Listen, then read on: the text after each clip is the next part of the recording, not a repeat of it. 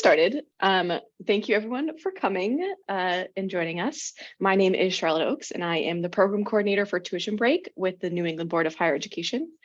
Tuition Break, for those of you who don't know, is a regional student program that offers discounts to New England residents who are looking to leave their home state but stay within New England for school. And I'm excited to welcome Wade Witten. Wade Witten is here to talk to us about the FAFSA. Wade is an experienced college advisor who has provided supports to a wide range of students, including first generation and low income students. And before I turn things over to Wade, I want to remind everyone to use the Q&A function. We have some time set aside at the end of the talk to answer any of your questions about the FAFSA or about Tuition Break. So if you leave those in there, we'll make sure to get to them. And with that, Wade, go ahead. Hi, everybody. Give me 1 second. I'm going to share my screen. We're going to jump right into a PowerPoint just so you don't have to watch me talk about this the entire time. So what we're going to do today is we're going to talk about the FAFSA, the financial aid process, what is going to be expected of you and your family as you go through this process, and just kind of give you a little bit of explanation of the big things to know as you jump in. Let's see. So the FAFSA is the free application for federal financial aid or federal student aid. What it allows you is once you fill it out, you are granted access to the Pell Grant and other federal aid like loans. It grants you access to state aid like the Mass Grant. I believe there is generally a state grant in almost every state. And then it also gains you access to school aid like scholarships and grants. That is if you are eligible based on the financial equation that comes out based on your EFC, which is kind of the big result that we're getting to at the end. And I'll get to the EFC once it's a little bit more relevant. But so the FAFSA is just a application that you fill out with the Department of Education via the studentaid.gov website. And to do that, you have to create something called an FSA ID. The FSA ID is a profile for yourself that you use to log into studentaid.gov. To be able to create an FSA ID, which you need one to be able to file the FAFSA, you have to have a social security number and log in with a personal email. It's recommended that you don't use the school email because you might lose access to that school email, and you will need this forever. You need to renew your FAFSA each year that you're going to school, whether that's undergrad, grad school, a doctorate degree. If you are going to apply for financial aid, you need to log in to the FAFSA with your FSA ID to file. So make sure you use a personal email that you will have access to, because odds are you'll forget a password. Makes it much easier if you don't have to also recover the email address on file. So using a personal email address, you will enter personal information about yourself, your name, your date of birth, your social security number, create a password, and you'll have your FSA ID. You will also need to create an FSA ID for at least one parent, the parent in which you will be using to file the FAFSA, and then can be a parent or a guardian. And we'll talk a little bit shortly about what a parent is according to the FAFSA. So for that, you will need your login to be able to start the FAFSA. You will need a parent's login to sign at the end, just to approve the access of their tax documents and their financial information. So once you have the FAFSA pulled up, you have an FSA ID, you're ready to fill it out, there are some things that you need to know. And one of the biggest ones is dependency status. Are you a dependent student or are you an independent student? And it really comes down to these 10 questions. If you answer yes to any of these questions, you're independent, which means you only need to upload your financial information. If you are married and filed joint with your partner, then you'll file with that information, but it still is only one tax form that you need. If you are a dependent student, you will need the financial information of your parent or guardian. So the questions are here on the slide, but I'll run through them quickly. Are you 24 or older? on January 1st of the year that you go to school. So if you are planning to enroll in college here in August as a first-time freshman, or you're going back to school for a fall enrollment of 2023, were you 24 here on January 1st? The next one is, are you married or separated but not divorced? Are you going towards an advanced degree, whether that's a master's or a doctorate? Do you have children that are dependent on your income?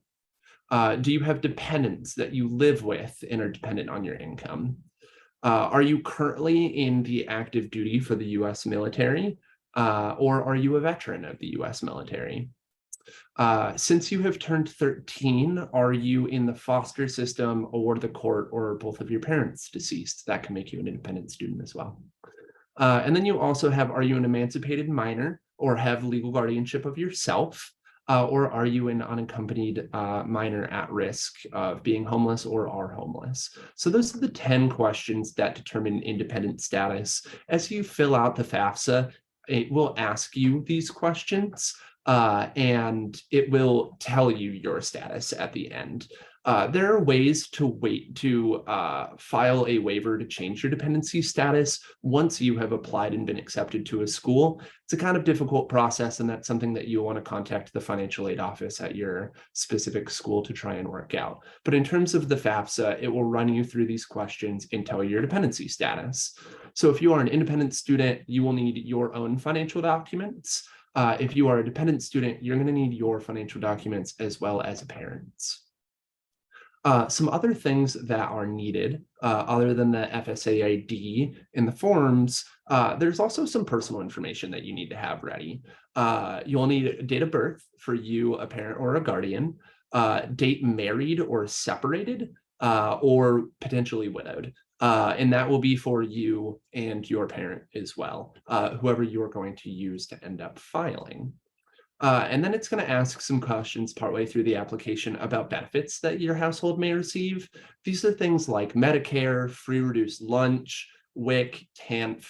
It will have a list of, I believe, 8 like federal benefits that a household can receive, and you will just check the boxes for the ones that are relevant for you. But this is something that can be worth talking with your family about before you file the FAFSA. That way you have all of the information ready. That way you don't have to stop, pause, save your information, go talk to your parents, come back, log in, and can complete it later.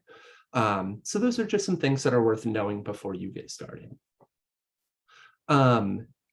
As you go through this process, I'm going to bring up some of the legal, not legal, but the tax documents that you're going to need. The FAFSA is going to look at both your and your parent or guardian's financial standing, with the general information about the amount of people that live in your household, the kind of benefits that you receive, and your family's financial standing. They will go through an algorithm and come up with what your expected family contribution is.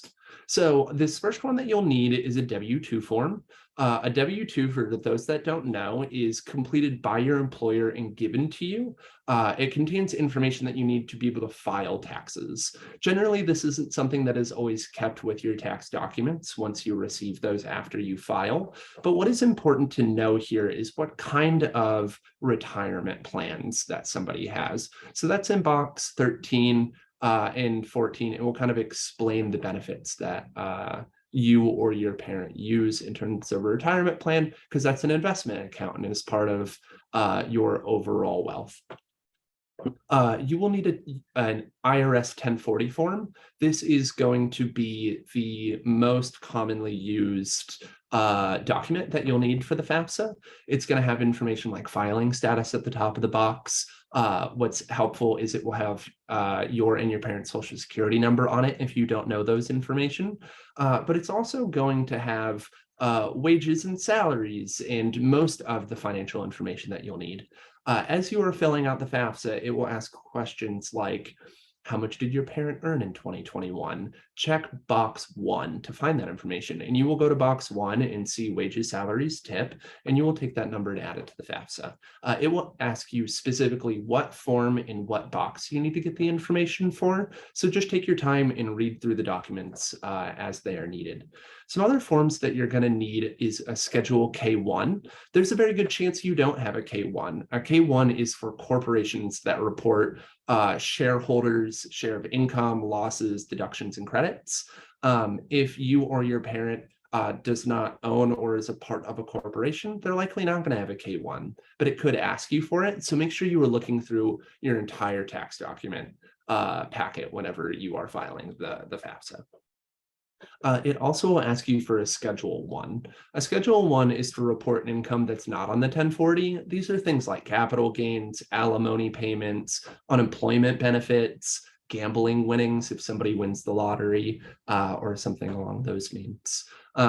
This is, once again, a form that you very well may not have, but you want to be checking and looking through each page of your tax document that you receive after you file. The next form is going to be your Schedule 2. Once again, something that may not be necessarily in your tax packet, but you want to be looking for.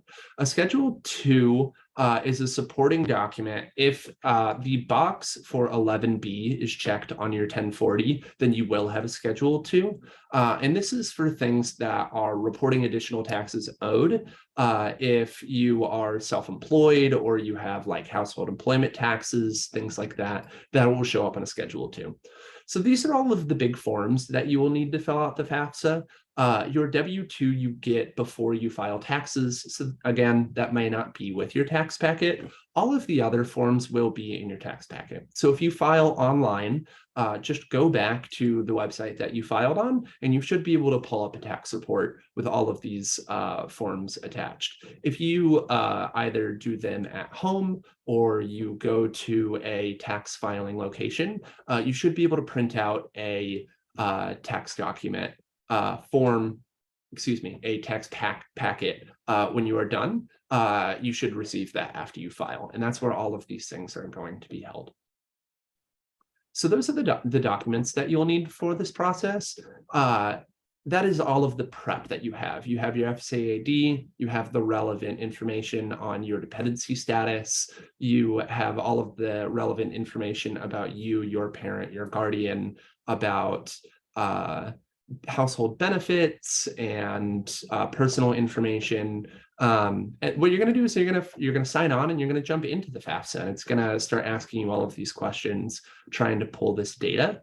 And I think this is where a lot of people get overwhelmed for a couple of reasons. One, this very well might be the first time that you've talked to your student, if you are a parent, or your parents, if you are a student, about what the household financial situation is.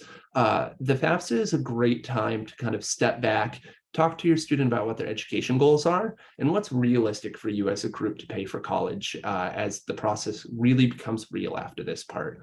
Applications are in, you file the FAFSA, and then decisions and award letters start coming in and you need to start making decisions. So this is a great time to talk as a collective and figure out what's realistic. Are you going to be a commuter student? Are you going to live on campus? Are you going in-state or out of state? All of these things are relevant and things that they will be asking you during the FAFSA. They're going to ask where you're going to live. It's going to ask you a list of all of the schools that you are applying to. If you're applying to more than 10 schools, you're going to have to file the FAFSA more than once. You can only enter 10 schools at a time, submit, wait for it to be processed, which usually takes about a day or two. And once you get a process confirmation, you'll go in, make an edit, remove all of those first 10 schools, and then add any others that you have. So these are some of the common things that people run into during the FAFSA that can be challenging, whether it's those conversations that they have with their parents, or they get really overwhelmed because they can't add all of the schools that they would like to. So it's important to take your time as you're filing the FAFSA. Making an error can be something that you have to go through, refill out the FAFSA, be in contact with your school's financial aid department to resolve. So take some time and really kind of get into it, read line by line, make sure that you're filling everything out the first time correctly. Another important piece of information that I realized I should have covered a couple of slides back in the process and prep page is what is a parent according to the Department of Education in studentaid.gov. So when you are filing the FAFSA, a parent refers to a biological or adopted parent or a person determined by the state to be a parent. Now, this does not count the grandparents, family friends, foster parents, aunts, uncles that take care of you, unless there is a legal agreement saying that they are your caretaker. There has to be some sort of formal process that confirms who the parent is in this regard. So when you file the FAFSA, it is only going to ask you for one parent's financial information. If your parents are married and filed joint, you will have to put all of that information in for both.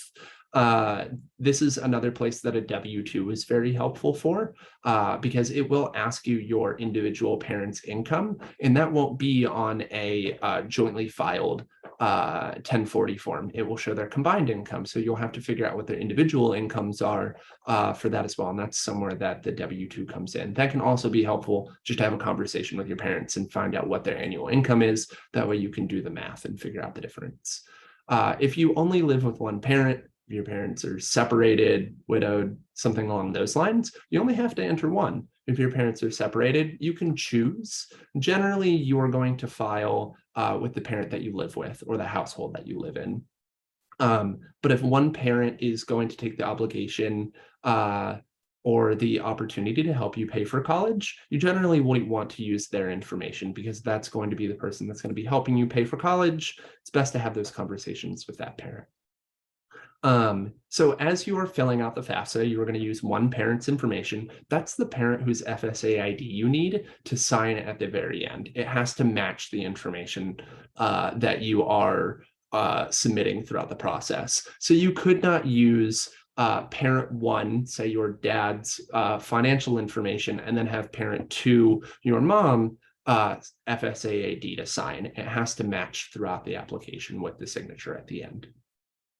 If you have an undocumented parent, it's going to ask you questions like, what is your parent's social security number? What you will do in that scenario is you will just enter zeros. It'll be like you will enter zeros for the full social security number. And then at the end, when you get to the signature page, it's going to ask your parent to sign in with an FSA ID. They're not going to be able to do that because they don't have a social security number. So you will have to print out a signature form, sign it, and then mail that in to the Department of Education. A recommendation is make sure that the parent signature doesn't look like a doctor and athlete really quickly scratched it on there. It needs to be readable. It should vaguely look like your parent's name. That way they can confirm that the signature matches the information on file. So those are some kind of important things to note as you are going through and processing the FAFSA. Some other things that are relevant are kind of next steps as you go through the process. And the really big important one is, what are your financial aid deadlines? The federal deadline is June 30th. That's the last day you are supposed to file the FAFSA and be eligible for all of your financial aid that you meet with your EFC. Schools have their own deadlines, and they can be set either by a state deadline or by their individual policies within their office. This information will be available on the application pages or on the school financial aid page. If you go to your school's financial aid page, look for deadlines and important information, and they will have priority deadlines. If you meet your priority deadline, you will receive all of the aid that you are eligible for.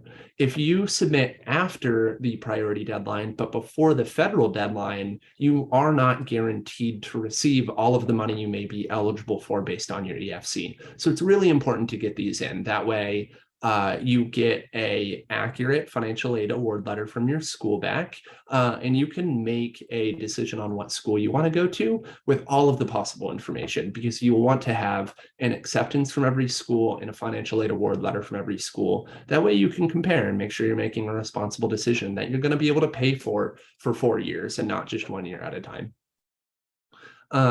Another thing that comes up when you file the FAFSA is the verification process. And there are 2 different things that are important for verification.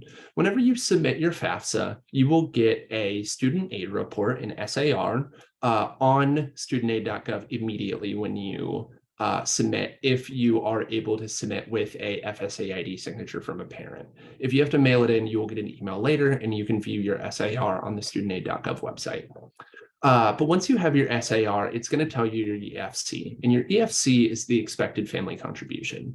So what that is the FAFSA application takes all of the information that they've collected, whether it's the personal information about the household that you live in, the benefits you receive, your family's financial standing, and it's going to come up with this number that they believe your family should be able to make payments towards for school. That's not always going to be what your bill is with the school. There very well may be a gap in between the aid that you are offered, how much your family is expected to contribute, and the final total of the bill. But it is what the federal government kind of decides. That is your FAFSA EFC. Your school's EFC may be different. And that's something that you should be checking your school financial aid page about, or the award letters that they are sending you. So once you get that student aid report from the FAFSA and you look at your EFC, there may be 2 verification statuses that may be listed. You could have an asterisk, which means you need to go through financial verification. Your schools will be contacting you about that. And what you will need to do is submit copies of your and your parents' tax documents to their website. That way they can review your FAFSA with the documents to make sure that things are filled out correctly. The other one you may see is a C, the letter C, and that is for citizenship verification. And that will ask you to post a birth certificate, a passport, a green card showing that you are a citizen here in the US and are eligible to be a student here in the US. So those are the 2 things. You very well may receive an asterisk and a C, and you have to go through the verification process for both. This is randomized within the FAFSA process. Some schools will just have all students do verification. And this is something that you want to be checking your school email for, and checking your application accounts on those schools' websites for. Make sure that you are keeping up to date with all of the deadlines that the schools are setting with you, and are completing all of the required documents that they are asking of you. And verification is usually one that happens a little bit later in the process. So be following along as you go from getting accepted all the way to making a decision, that you have completed each step of the process. The verification deadline is usually lines up with the school's priority deadlines. If not, they will set a priority deadline for verification, and you can check all of that information again in your student portal or with your school email. That's an important note, not necessarily exactly FAFSA related, but something very important as you go through the college admission process, is be checking your school emails. The schools, once you apply, will continue to communicate with you through your personal email. But once you make a decision, all of that information is going to transition right over to your school email. So you want to log into those, make sure that you're keeping on top of that, because that's where the school is going to be sending you important information. So come your sophomore year, your junior year, when you're refilling out the FAFSA and get selected for verification, all of that information is going to your school email, not your personal one anymore. So make sure that you are on top of all of the email addresses that you have tied up with your FAFSA and your schools. Let me see. So what I'm going to do now is kind of go over some resources and then open it up for questions and answers. So studentaid.gov is the website that you are going to be doing all of this on. You are going to make your FSA ID there. You are going to file the FAFSA on studentaid.gov.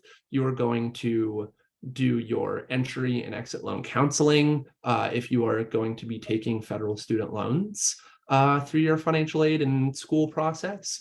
And it's how you access your loan provider if you do end up taking federal loans. So all of that information is on studentaid.gov. They have some excellent resources in terms of graphics and videos that can help with the process. They have a chat bot that can answer questions on site, but they also have a really good customer service line with the Department of Education. And all of that information is on studentaid.gov. They are the experts in this process because it's their own process. So that is a great place to start if you are doing research. If you want to look at what the form looks like before you begin, you can look up studentaid.gov FAFSA practice form, and you can find a FAFSA practice form where it has all of the questions for that year's FAFSA. That way you can collect all the information if you ever forget after this presentation. If you are a high school student, go to your school advisor, your school counselor. They are an excellent resource for helping students with post-secondary plans, and they can help you with your FAFSA, especially if you are a like first-time freshman coming out of high school. They are an excellent resource. Once you are in school, once you are out of college and need to renew your FAFSA year after year, contact the financial aid office or maybe even your school library. They have resources there as well to help students refile the FAFSA. Local community-based organizations are also a great resource. There are a ton in the greater Boston area where I work and have worked for the last several years. You Aspire is a great one. They are a pretty large organization that helps with students as they go into post-secondary school and what those plans look like in terms of financial planning. You Aspire is a great resource, and they have a lot of information online on their website about this process. And then check in with your local public library. They are a vast network of supports with many things, and if they don't provide FAFSA support there, they probably can connect you with a local community-based organization that can help you with those things. And if the library can't help you with that, then your school advisor likely will be able to help you connect with one of those organizations as well. So those are some great resources. I've gone over a lot of information today. Any questions? Hi, I'm going to read you some questions from the chat. Thank you for all the information. That was very helpful. Our first question is, can you tell us a little bit more about the difference between the CSS and the FAFSA and why a college might require either or both? Yeah, absolutely. So the FAFSA is going to be asked by every school when you are applying. So since it's federal aid, the FAFSA is going to allow you access to federal, state, and then school aid is going to be determined off of your FAFSA. The CSS profile is an additional financial aid application that is ran through the College Board, so the same people that run the SATs, and that is a pay-for service. So it costs to submit the application, then it costs extra for each additional school that you need to file. And most schools that are going to ask you for a CSS profile are going to be private schools or schools with larger endowments that are going to be able to potentially offer you more money, but that's because they generally have a larger tuition cost. You're not going to submit a CSS profile for every school that you apply to. Most state colleges, community colleges, things like that, they will not ask you for a CSS. Generally, we will be private colleges and usually bigger private colleges. This information will be on their financial aid website. It will be in the application page that you need to fill out, and they will probably follow up with you on emails about it. The CSS profile is a much more intensive process. It will ask you for both parents' information, even if they are separated. If you do not have access to information about a second parent, you will have to write a letter to your school's financial aid department explaining why you could not supply that information during the CSS. It may ask you things like the value of your home or your car and how much money you have left to pay on those. So the CSS profile is a really intensive financial aid assessment, so schools can determine how much additional aid to offer you outside of what you are eligible for in terms of federal aid. Thank you. I hear that you said that the CSS, excuse me, costs money. Does the FAFSA cost money? No, the very first letter in the FAFSA is free. So no, the FAFSA does not cost money. And some of the aid that you receive from the FAFSA in terms of scholarships and grants, usually grants at a federal and state level, those do not have to be paid back. Loans are things that do come with payment schedules, but the FAFSA application itself is completely free. Okay. And I also heard that you said the CSS is school by school. Do I have to fill out a different FAFSA form for each school? No, you just need to submit the FAFSA as you a single time if you have 10 or less schools. What it will ask you to do partway through the process is list all of the schools that you are intending to apply to. And that can be public schools, community colleges, private schools, any school in the US, you can enter to the FAFSA. It will either have you enter their financial aid code, which you can Google, or you can just look by state and by school name, and it'll pop up with that information. It'll then ask you questions about what your plans to live on campus or off campus for all of those schools, but that's all built into the FAFSA. Thank you. Yeah. Let's see what else we got here. Can you tell me a little bit more about what to do if my parents are separated or divorced, and how to navigate that? So the first place to start with that is have a conversation with your parents. Usually the easier place to start with that is talk with the parent that you are living with and say that you are planning to go to college and you want to make a plan about what this is going to look like, both for you and the family as a whole. And then you have to file the FAFSA soon. So that's the first place to start, is having that conversation with your family. And then from there, you kind of have the choice. The FAFSA will recommend that you file taxes. You will use the information of the parent that you live with. But if the parent that you live with isn't going to be the one that's going to be able to help you pay for college, it may make sense to enter the information of the other parent in that scenario, the one that you may not live with. Or if you have split custody, again, this is just a decision that you want to come up with your parents. Thank you. Yeah.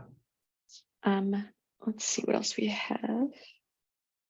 If I have specific questions about my specific situation, who is the best person to talk to? Yeah, that's a really good question. So usually the best place to start is probably your school counselor, if you are a high school student. If you are a college student, contact your financial aid office. They have all of the information that's needed. Another good place to go is contact the financial aid offices at the schools you're applying to. If you already have a short list of schools, you're trying to make a decision partway down the line through like the application process, contact those schools, see if how helpful of resources and communication that they can provide. Yeah, I think those are the best places to start. Thank you. Yeah. I have a question that might have a complicated answer. I heard you mention residency and document status. I'm wondering how that can be navigated effectively when you have an undocumented parent. Yeah, absolutely. So what's nice is with the undocumented parent process is you will still enter their information, their name, their date of birth, things like that, but you won't have a social security number to share. So you'll put zeros through that, and that will kind of allow you to continue through the process.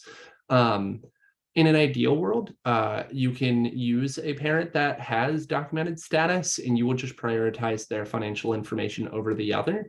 But if both of your parents are undocumented, you can put in whatever information is relevant. So if they aren't working, then that's going to make things like the financial aid portion really straightforward, and you will just answer all of the information accurately.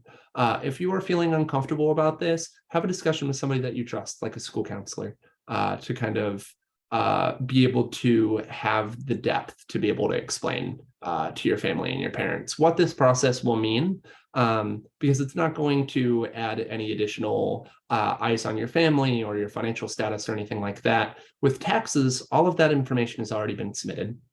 Nobody is going back and looking over your taxes or auditing it or anything like that. They're taking the information that they have on file from the IRS and are just transitioning it directly to the financial aid offices. Thank you. Absolutely. That appears to be all of the questions we have for you today. I wanted to thank you again so much for coming on and chatting with us. This was all very helpful. And I really appreciate you doing this for us. Yes, of course. I actually have one more thing I want to bring up that came to my mind as I was saying those, taking that information directly from the IRS. So one of the things that is built into the FAFSA is something called the DRT tool. It's the direct from transcript tool. And what it allows you to do is go from the FAFSA website to the IRS website, use a parent's FSA ID. So this is only for students with parents who have a social security number, and you can use that FSA ID, go to the IRS website, and you will enter information directly that matches the taxes.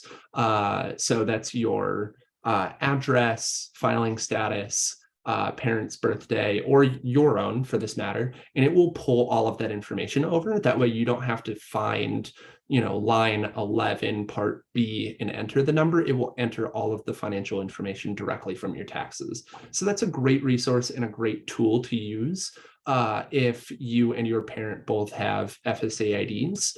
I will say, doesn't always work. Give it a shot, try it 2 or 3 times over. If things are in all caps, use all caps. If you write out the word avenue, don't put AVE to shorthand it. It needs to be exactly to match. And it's really nice. It makes things very quick and it removes the possibility of a typo or an error being involved in the process. And this, again, won't bring up any more additional eyes or scrutiny on the IRS taxes. It's just copying that information to the FAFSA. Something I should have brought up earlier, but just came to my mind now. Thank you. That was very helpful. Yes, of course. Well, we have been very excited to chat with you. And I would like to wrap up by saying if you have any additional questions for us or about Tuition Break, that you can reach out to us at tuitionbreak@nebhe.org with any questions that are specific to Tuition Break, or if you have any questions about the FAFSA, we'd be happy to direct you to experts that can help.